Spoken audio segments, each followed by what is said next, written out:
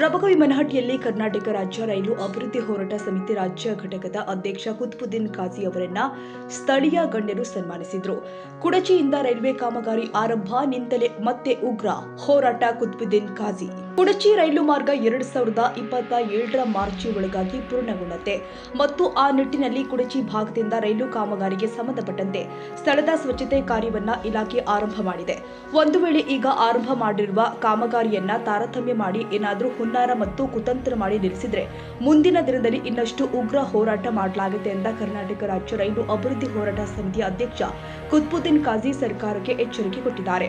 ಬಾಗಲಕೋಟೆ ಜಿಲ್ಲೆಯ ರಬಕವಿ ಬನಹಟ್ಟಿ ತಾಲೂಕಿನ ಬನಹಟ್ಟಿಯ ಲೋಕೋಪಯೋಗಿ ಇಲಾಖೆಯಲ್ಲಿ ನಡೆದ ಸುದ್ದಿಗೋಷ್ಠಿಯಲ್ಲಿ ಮಾತನಾಡಿದರು. ರೈಲು ಮಾರ್ಗಕ್ಕಾಗಿ ಕುಡಚಿಯಲ್ಲಿ ಹಮ್ಮಿಕೊಳ್ಳಲಾದ ಸತ್ಯಾಗ್ರಹದಲ್ಲಿ ರಬಕವಿ ಬನಹಟ್ಟಿ, ಕುಡಚಿ, ತೇರದಾಳ, ಸುಟ್ಟಟ್ಟಿ ಹಾಗೂ ಹಾರುಗೆರೆ ವಿಭಾಗದಲ್ಲಿನ ಬಹಳಷ್ಟು ಜನ ಬೆಂಬಲ ಸೂಚಿಸಿದ್ರು. ಈ ಎಲ್ಲಾ ಜನರಿಗೂ ರೈಲು ಮಾರ್ಗದ ಅವಶ್ಯಕತೆ ಇದೆ. ಕುಡಚಿಯಲ್ಲಿ ನಡೆದ ಸತ್ಯಾಗ್ರಹದಿಂದಾಗಿ ಕೇಂದ್ರ ಸರ್ಕಾರ ಕೂಡ ಎಚ್ಚೆತ್ತುಕೊಂಡಿತು. ಇದೇ ಸಂದರ್ಭದಲ್ಲಿ ಬೆಳಗಾವಿ ಜಿಲ್ಲಾ ಉಸ್ತುವಾರಿ ಸಚಿವ ಸತೀಶ್ ಜಾರಕಿಹೊಳಿ ಚಿಕ್ಕೋಡಿ ಭೂ ಸ್ವಾಧೀನ ಅಧಿಕಾರಿಗೆ ತುರ್ತಾಗಿ ಭೂ ಸ್ವಾಧೀನ ಪ್ರಕ್ರಿಯೆಯನ್ನು ಮುಕ್ತಾಯಗೊಳಿಸಬೇಕು ಅಂತ ನಿರ್ದೇಶನ ಕೊಟ್ಟಿದ್ದಾರೆ. ಅದೇ ರೀತಿಯಾಗಿ ಅಲ್ಲಿನ 302 ಎಕರೆಯಷ್ಟು ಭೂ ಪ್ರದೇಶವನ್ನ ರೈಲು ಇಲಾಖೆಗೆ ಈಗಾಗಲೇ ವರ್ಗಾವಣೆ ಮಾಡಲಾಗಿದೆ. ಇದಕ್ಕೆ ಯಾವುದೇ ತಕರಾರು ಇರುವುದಿಲ್ಲ ಅಂತ ತಿಳಿಸಿದ್ದಾರೆ ಎಂದು ಕಾಜಿ ತಿಳಿಸಿದ್ದಾರೆ. ಕುಡಚಿಯಿಂದ ಜಮಖಂಡಿಯ ತನಕ ಅಂದಾಜು 58 ಕಿಲೋಮೀಟರ್ ಮಾರ್ಗದ ಸ್ಥಳದ ಸ್ವಚ್ಛತೆಗೆ ಟೆಂಡರ್ ಕೊಡುವ ಪ್ರಕ್ರಿಯೆ ಕೂಡಲೇ ಆರಂಭಗೊಳ್ಳುತ್ತೆ. ಸ್ವಚ್ಛತೆಗೆ ಸಂಬಂಧಪಟ್ಟಂತೆ ಕಾರ್ಯ ಈಗ 2 ದಿನದಲ್ಲಿ ಹಾರುಗೆರೆಯ ತನಕ ಬಂದಿದೆ. ಭೂ ಸ್ವಾಧೀನ ಪಡಿಸಿಕೊಂಡ ರೈತರಿಗೂ ಕೂಡ ರೈಲು ಮಾರ್ಗದ ಸ್ಥಳದ ಸ್ವಚ್ಛತೆಗೆ ಅನುಕೂಲ ಮಾಡಿಕೊಡಬೇಕು ಅಂತ ಇಲಾಖೆ ಅಧಿಕಾರಿಗಳು ತಿಳಿಸಿದ್ದಾರೆ. ಸುಟ್ಟಟ್ಟಿ ಭಾಗದಲ್ಲಿ 74 ಎಕರೆಗೆ ಸಂಬಂಧಪಟ್ಟಂತೆ ತೊಂದರೆ ಇದೆ ಅಂತ ಜಮಖಂಡಿ ಉಪವಿಭಾಗದ ಅಧಿಕಾರಿ ಶ್ವೇತಾ ಬಿಡಿಕರ್ ತಿಳಿಸಿದ್ದಾರೆ. ಆ ನಿಟ್ಟಿನಲ್ಲಿ ಮುಖ್ಯಮಂತ್ರಿಯವರಿಗೂ ಮನವಿ ಮಾಡಿಕೊಳ್ಳಲಾಗಿದ್ದು, ರೈಲು ಮಾರ್ಗಕ್ಕೆ ಬೇಕಾದ 3400 ಎಕರೆ ಭೂ ಪ್ರದೇಶ ರಾಜ್ಯ ಸರ್ಕಾರ ನೀಡಲು ಸಜ್ಜಾಗಿದೆ. ಅದಕ್ಕೆ ಸಂಬಂಧಪಟ್ಟಂತಹ ತೊಂದರೆಯನ್ನು ಕೂಡ ನಿವಾರಿಸಲಾಗುತ್ತೆ ಅಂತ ಸರ್ಕಾರ ತಿಳಿಸಿದೆ. ಚಿಕ್ಕೋಡಿ ಸಂಸದೆ ಪ್ರಿಯಾಂಕಾ ಜಾರಕಿಹೊಳಿ ಅವರಿಗೂ ಕೇಂದ್ರ ಸರ್ಕಾರದ ಮೇಲೆ ಒತ್ತಡ ಹಾಕುವಂತೆ ಮನವಿ ಮಾಡಿಕೊಳ್ಳಲಾಗಿದೆ ಅಂತ ಕುತ್ಬುದ್ದೀನ್ ಕಾಜಿ ತಿಳಿಸಿದ್ದಾರೆ. ಕಾಮಗಾರಿ ಪೂರಕವಾಗಿ ರೈತರು ಕೂಡ ತಮ್ಮ ಜಮೀನಿನಲ್ಲಿ ಇದ್ದ ಬೆಳೆ ಕಡಿದು ರೈಲು ಮಾರ್ಗಕ್ಕೆ ಸ್ವಯಂ ಪ್ರೇರಿತ ಅನುಕೂಲ ಮಾಡ್ತಾ ಇದ್ದು, ಇವರಿಗೆ ದೊರಕಬೇಕಾದ ಪರಿಹಾರ ನ್ಯಾಯಸಮ್ಮತವಾಗಿ ಒದಗಿಸುವಲ್ಲಿ ನಮ್ಮದು ಒತ್ತಾಯವಿದೆ ಅಂತ ಕಾಜಿ ಸ್ಪಷ್ಟಪಡಿಸಿದ್ದಾರೆ.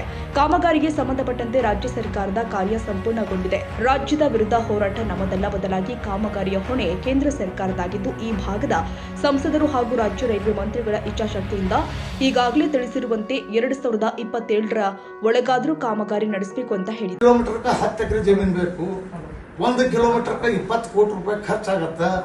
ಈಗಿನ ಪರಿಸ್ಥಿತಿ ಒಳಗೆ ಈಗಿನ ಪರಿಸ್ಥಿತಿ ಒಳಗೆ 1 ಕಿಲೋಮೀಟರ್ ಮೊದಲ ಸ್ಟಾರ್ಟಿಂಗ್ 4 ಕೋಟಿಗೆ 1 ಕಿಲೋಮೀಟರ್ ನಿರ್ಮಾಣ ಆಗ್ತಿತ್ತು. ಯಾವಾಗ ಅನುಷ್ಠಾನಕ್ಕೆ ಬಂದಾಗ ಇವತ್ತು 1 ಕಿಲೋಮೀಟರ್ಗೆ 20 ಕೋಟಿ ರೂಪಾಯಿ ಖರ್ಚು ಮಾಡ್ಬೇಕಾಗುತ್ತೆ. ಯಾವ ರೀತಿ 100 ಕಿಲೋಮೀಟರ್ ಆಗ್ಬೇಕಲ್ರಿ? ಈಗ ಜಮಖಂಡಿ ಮಠ ಆಗೈತಿ. ಅಂದ್ರೆ ಹಳೆ ಹಾಕೊಂಡು ಹೋಗ್ಬೇಕಾದ್ರೆ ಏನೋ 100 ಕಿಲೋಮೀಟರ್ ಆಗ್ಬೇಕಲ್ಲ. ಟೋಟಲಿ 58 ಕಿಲೋಮೀಟರ್ ಐತಿ ಸರ್. ನಾನು ಅವ್ರು ಏನ್ ಹೇಳುದು ಹಳಿ ಹೇಳ್ತಾರೆ ಕೆಲಸದಲ್ಲ. ಹಳಿ ಹಾಕುವುದು 100 ಕಿಲೋಮೀಟರ್ ಆಯ್ತು.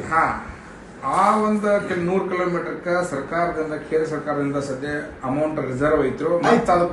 ಈಗ ಅವರು ಏನಂದ್ರು ಎಷ್ಟು ಸರ್ ತಮ್ಮ ಗಮನ? ಈಗ ನೋಡ್ರಿ 900 ಕೋಟಿ ಏನ ಈಗ ಅದು ತಗೋರಿ. ಈಗ ಇದಕ್ ಬರ್ಬೇಕಂದ್ರೆ ಲೋಕಾಪುರ್ಕ ಬಾಗಲಕೋಟೆಯಿಂದ ಬರ್ಬೇಕಂದ್ರ ಕನಿಷ್ಠ 900 ಕೋಟಿ ರೂಪಾಯಿ ಖರ್ಚಾಗೈತಿ. ಆಮೇಲೆ ಈಗ ಲೋಕಾಪುರದಿಂದ 21 ಕಿಲೋಮೀಟರ್ ಯಾದವಾಡಕ್ಕೆ 203 ಕೋಟಿ ರೂಪಾಯಿಗೆ ಟೆಂಡರ್ ಆಗೈತಿ. ಆಲ್ರೆಡಿ ಟೆಂಡರ್ ಆಗೈತಿ. ಅದು ಅಂದ್ರೆ ಕೊಡ್ತಾರಂತ ಅವ್ರ ಕಡೆ ಅಮೌಂಟ್ ಇದ್ದಾಗ ಟೆಂಡರ್ ಒಂದು. ಎರಡನೇದು ಯಾದವಾಡದಿಂದ ಜಮಖಂಡಿ ರೋಡ್ 27 ಕಿಲೋಮೀಟರ್ ಆಗತ್ರಿ. ಅದಕ್ಕೆ 408 ಕೋಟಿ ರೂಪಾಯಿ. ಅಲ್ಲಿ ಬ್ರಿಡ್ಜ್ ಹೆಚ್ಚು ಬರ್ತಾವ ಅಂತ ಹೇಳಿ ಮೇಜರ್ ಬ್ರಿಡ್ಜ್ ಅದಾವ. ಅಲ್ಲಿ 408 ಕೋಟಿ ಅಂದ್ರೆ 600 ಚಿಲ್ಲರ್ ಕೋಟಿ. ಆಮೇಲೆ ಅಲ್ಲಿ 900 ಕೋಟಿ ಎಲ್ಲೇ ಬಾಗಲಕೋಟು 1500 ಕೋಟಿ ಖರ್ಚು ಮಾಡ್ಯಾರ. ಈಗ ಖರ್ಚು ಮಾಡ್ಯಾರ, ಖರ್ಚು ಐತಿ. ಈಗ ಉಳ್ಕಿದ್ದು ಇಲ್ಲಿಂದ ಏನೈತಲ್ಲ ಭೂ ಸ್ವಾಧೀನ ಬಿಟ್ಟು ಹೇಳಾಕತ್ತೇನ್ರಿ. ಇದು ಭೂ ಸ್ವಾಧೀನ ಭೂಮಿ ರೊಕ್ಕನ ಬೇರೆ, ಇದು ನಿರ್ಮಾಣದ ಖರ್ಚು. ಇದು ಭೂಮಿದು ಈಗ ಒಂದ್ ಕಡೆ ನಾವು ಫಸ್ಟ್ ತಗೊಂಡಾಗ 580 ಎಕರೆ, ಒಣಬೇಸಾಯಿ 6 ಲಕ್ಷ, ನೀರಾವರಿ 12 ಲಕ್ಷ.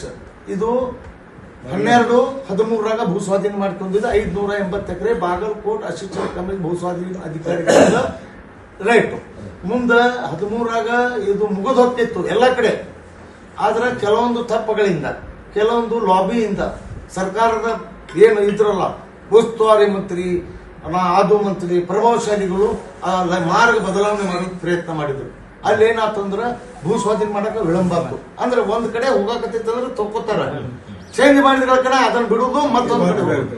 ಇದರ ವಿಳಂಬ ಆಗಿ ಯುಪಿಎ ಸರ್ಕಾರ ಪತನವಾಯಿತು. ಮುಂದೆ NDA ಸರ್ಕಾರ ಅಸ್ತಿತ್ವಕ್ಕೆ ಬಂದಾಗ ಅದು ಹೊಸ ಭೂ ಸ್ವಾಧೀನ ಕಾಯ್ದೆ ಅನುಷ್ಠಾನಕ್ಕೆ ಬಂತು. ತಮ್ಗೆಲ್ಲ ಗೊತ್ತೈತಿ, ನಾ ಏನೋ ಶಾಣೆ ಅಲ್ಲ ಅಂತ. ಅದನ್ನು ಇಂಪ್ಲಿಮೆಂಟ್ ಆಗ್ಬೇಕಂದ್ರೆ 2017 ಅಂದ್ರೆ 3-4 ವರ್ಷ ಹೊತ್ತು. ಹಿಂಗಾಗಿ ಭೂಮಿ ಸ್ವಾಧೀನ ಪಡಿಸಿಕೊಳ್ಳುವ ಕಾರ್ಯ ಸರ್ಕಾರ ಮಾಡಬಹುದಾಗಿತ್ತು, ಯಾವುದು ರಾಜ್ಯ ಸರ್ಕಾರ. ಆದ್ರೆ ಅದನ್ನು ಇಂಪ್ಲಿಮೆಂಟ್ ಮಾಡ್ಬೇಕಂದ್ರೆ ಅದು ಕಾಯ್ದೆ ಇಂಪ್ಲಿಮೆಂಟ್ ಆಗ್ಬೇಕಲ್ಲ, ಅದರ ಅನುಸಾರವಾಗಿ ಭೂಮಿಗೆ ರೈತರಿಗೆ ದುಡ್ಡು ಕೊಡ್ಬೇಕಲ್ಲ. ಅದು ಲೇಟ್ ಆಗಿದ್ದರಿಂದ ಇಷ್ಟೆಲ್ಲ ಹಣಗಳಾತು. ಇದು ಏನೈತಿ, ನಾವು ಪದೇ ಪದೇ ಇನ್ನೊಬ್ಬರ ಮೇಲೆ ಆರೋಪ ಮಾಡೋದಕ್ಕಿಂತ ಏನಾರು ಹಾಳವಾಗಿ ಬೀಳುವಲ್ಕ ನಮ್ ಜಲ್ದಿ ರೈಲ್ವೆ ಮಾರ್ಗ ಆಗ್ಲಿ ಅಂತ ನಮ್ಮ ಉದ್ದೇಶ. ಅದು ಆಗಿರ್ಲಿಲ್ಲ. ಅಲ್ಲಿ ಒಂದು ಸೂಕ್ತ ಸ್ಥಳ ಆಗ್ತದೆ ನಿರ್ಧಾರ ಮಾಡಿ ಅಲ್ಲೇ ಕೂಡ್ಬೇಕಂತ ಹೇಳಿ ಸಾಹೇಬ್ರು ಅವಾಗ ಡಿಸೈಡ್ ಮಾಡಿದ್ರು. ಆಗ್ಲಿ ಅಂತ ಹೇಳಿ ನಮ್ಮ ಬಳಿ ಬಂದ ಒಂದು ಡಿಸ್ಕಷನ್ ಆದ್ಮೇಲೆ ನಾವು ಇದನ್ನಾಗಿದ್ವಿ, ಹೋರಾಟಕನಿಯಾಗಿದ್ದೀವಿ. ನಮ್ದು ಬ್ರಿಡ್ಜ್ ಅವಾಗ 15ನೇ ತಾರೀಕು ಅವರು ನಿರ್ಧಾರ ಮಾಡಿದ್ರು ಸರ್. ಪಾಪ ನನ್ನ ಸಲುವಾಗಿನ ಅವರು ಸರ್ ನೀವು ಬರಲೇಬೇಕು ಎಲ್ಲರೂ ಕೂಡಿ ಮಾಡೋಣ ಅಂತಂದು ಹೇಳಿದಾಗ ಸರ್ ನಮ್ಗೆ ಎಷ್ಟು ದಿನ ಆಗತ್ತೆ ನನಗಂತೂ ಗೊತ್ತಿಲ್ಲ, ಒಂದು 3-4 ದಿನದೇ ಆಗ್ಬೋದು, ಅದಾದ ನಂತರ ನಾನು ಡಿಸೈಡ್ ಮಾಡ್ತೀನಿ ಅಂತ ಹೇಳಿದ್ದೆ. ಕರೆಕ್ಟ್ 4th ಡೇನ ಬಂದು ನಾನು ಭೇಟಿಯಾಗಿ ಮರುದಿನ ಅವ್ರು ಅಲ್ಲಿ ಹೋಗಿ ಆ ನಿರ್ಧಾರ ತಗೊಂಡು ಕುಂತರು. ಅದಕ್ಕೆ ಅಲ್ಲಿ ಬರಕ್ಕೆ ನಮಗೂ ಜಾಯ್ನ್ ಆಗಲಿಲ್ಲ ಸಾಹೇಬ್ರ, ನಾವು ಅಲ್ಲಿ ಅವ್ರು ಕರ್ಕೊಂಡು ಅಂತ ಹೇಳಿ. ಬಟ್ ನಿಮ್ಮ ಅದೊಂದು ನಿಸ್ವಾರ್ಥ ಸೇವೆ ರಾಜ್ಯಾದ್ಯಂತ ತಮ್ಮ ಇಡೀ ಜೀವನವನ್ನ ಆ ರೈಲ್ವೆ ಹೋರಾಟಕ್ಕಾಗಿ ಮೀಸಲಿಟ್ಟು ಸತತ 9 ದಿನಗಳಿಂದ ಎಲ್ಲರನ್ನೂ ಕರ್ಕೊಂಡು ಸಮರೋಪಾದಿಯಲ್ಲಿ ಎಲ್ಲರನ್ನೂ ಬರೀ ಇಬ್ಬರು ಹೋಗಿದಾರ ಅವ್ರ ಬ್ರದರ್ ಅವರು ಸರ್. ಇಷ್ಟು ಜನ ಕೂಡಿದ್ರಲ್ಲ, ಅವ್ರಿಗೆ ಅದನ್ನ ನೋಡಿ ಅವ್ರಿಗೆ ಬಹಳ ಖುಷಿ ಆಗೈತಿ. ಅದು ಫಲಿತಾಂಶನೂ ಕೊಟ್ಟದ, ಅಷ್ಟೇ ಅವ್ರಿಗೆ ಖುಷಿ ಆಗೈತಿ, ನಮಗೂ ಎಲ್ಲ ಖುಷಿ ಆಗೈತಿ. ಅವ್ರ ಇದ್ರೊಳಗೆ ನಾವು ಬಿದ್ದ ನಮ್ಮ ಇದ್ರಾಗೂ ಸದ್ಯದಾಗ ಟ್ರ್ಯಾಕ್ ಸ್ಟಾರ್ಟ್ ಆಗತ್ತೈತಿ ಅನ್ನುವಂತ ಒಂದು ಮಾತು ಹೇಳಿ ಇದಕ್ಕೆಲ್ಲರೂ ಸಮರೋಪಾದಿಯಲ್ಲಿ ಅಥವಾ ನಾವೆಲ್ಲ ಒಗ್ಗಟ್ಟಿಗರಾಗಿ ಅವ್ರಿಗೆ ಬೆಂಬಲವಾಗಿ ನಾವು ಯಾವಾಗಲೂ ಅದೀವಿ, ನಿಂತಿರ್ತೀವಿ. ಇದೇ ಸಂದರ್ಭದಲ್ಲಿ ಡಾಕ್ಟರ್ ರವಿ ಚಮಕಂಡಿ, ಬ್ರಿಡ್ಜ್ ಮೋಹನ ಡಾಗ, ರಾಜಶೇಖರ್ ಸುರಗಾವಿ, ಸುಭಾಷ್ ಶಿರಬೂರ, ಭುಜಬಲಿ ಕೆಂಗಾಲಿ, ಈರಪ್ಪ ಹಿಪ್ಪರಗಿ, ಹನುಮಂತ ಅಥಣಿ, ರಾಮಚಂದ್ರ ಕಂಕನವಾಡಿ ಸೇರಿ ಮತ್ತಿತರರು ಹಾಜರಿದ್ದರು. ಈ ವಿಡಿಯೋ ನಿಮಗೆ ಇಷ್ಟವಾದರೆ ಲೈಕ್ ಮಾಡಿ. ಇನ್ನಷ್ಟು ಹೀಗೆ ಆಸಕ್ತಿದಾಯಕ ವಿಡಿಯೋಗಳನ್ನು ಪಡೆಯಲು ನಮ್ಮ NTV ನ್ಯೂಸ್ ಚಾನೆಲ್ ಅನ್ನು ಸಬ್ಸ್ಕ್ರೈಬ್ ಮಾಡಿ. ಪಕ್ಕದಲ್ಲಿ ಇರುವ ಬೆಲ್ ಐಕಾನ್ ಅನ್ನು ಒತ್ತಿ. ನಿಮ್ಮ ಬೆಂಬಲವೇ ನಮಗೆ ಸ್ಫೂರ್ತಿ.